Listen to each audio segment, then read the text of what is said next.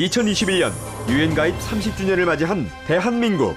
정부 수립과 6.25 전쟁 등 현대사의 주요 고비마다 유엔의 지원을 받아야 했던 대한민국은 이제 세계 10위의 경제 대국으로 부상하며 주변 국가들의 도움을 주고 있는데요. 하지만 우리나라의 유엔 가입은 결코 쉽지만은 않은 길이었습니다. 도대체 무슨 일이 있었는지 대한민국의 유엔 가입 비하인드 스토리 특급 분석 시작하겠습니다.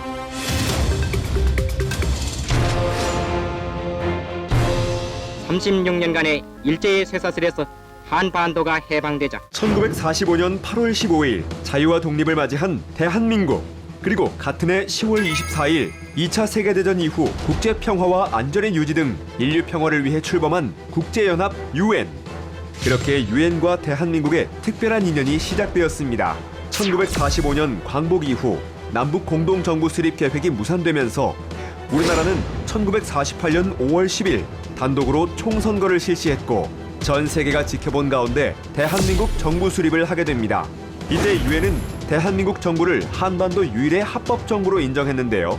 하지만 비극적인 현실. 1950년 6월 6.25 전쟁이 발발했고 유엔은 대한민국의 자유와 평화를 위해 전투 지원 16개국, 의료 지원 6개국 등 총 22개국으로 구성된 유엔군 참전을 결정합니다.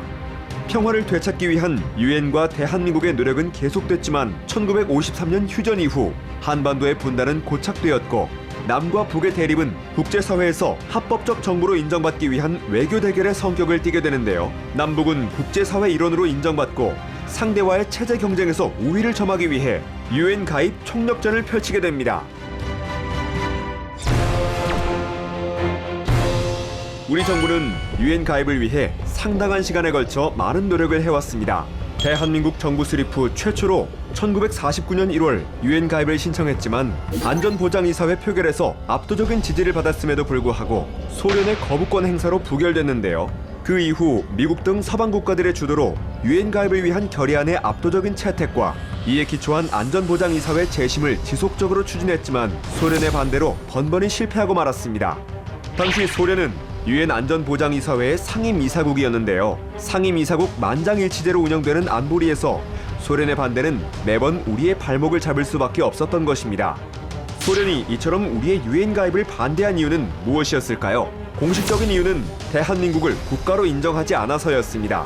북한을 한반도 내의 유일한 합법 정부로 인정하고 있었던 소련은 우리의 유엔 가입을 찬성하게 되면 대한민국을 국가로 인정하게 된다며 거부권을 행사한 것이었습니다.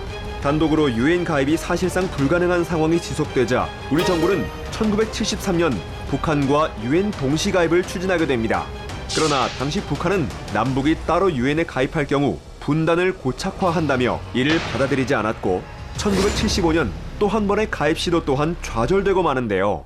그 이후에도 대한민국은 포기하지 않았고 1988년 서울올림픽을 개최하면서 유엔 가입의 노력은 급물살을 타게 됩니다. 당시 탈냉전 기류에 힘입어 서울올림픽에는 미국 등 서방 세계는 물론 소련 등 동구권 국가들까지 모두 함께 참가했는데요. 한국 정부도 국방 외교를 통해 1989년 동구권 국가들과 잇따라 외교 관계를 수립하고 1990년 9월엔 소련과도 공식 수교를 하게 됩니다. 그리고 마침내 1991년 대한민국과 북한의 동시 유엔 가입이 이루어졌습니다.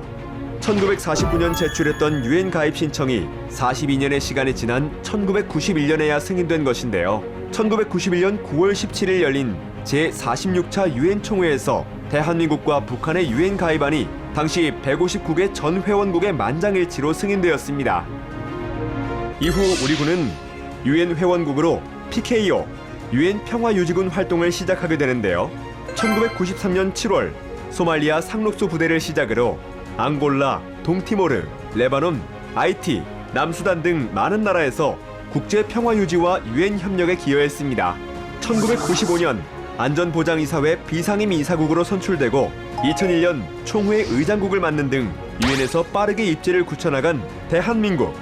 마침내 지난 7월 제68차 유엔 무역개발이사회는 우리나라를 아시아와 아프리카가 있는 그룹에서 선진국 그룹으로의 변경을 만장일치로 가결했는데요. 국제사회와 유엔의 도움이 절실했던 대한민국은 유엔 가입 30년 만에 선진국 지위를 당당하게 인정받게 됐습니다. 70년이 넘는 시간 동안 유엔과 함께 성장해온 대한민국.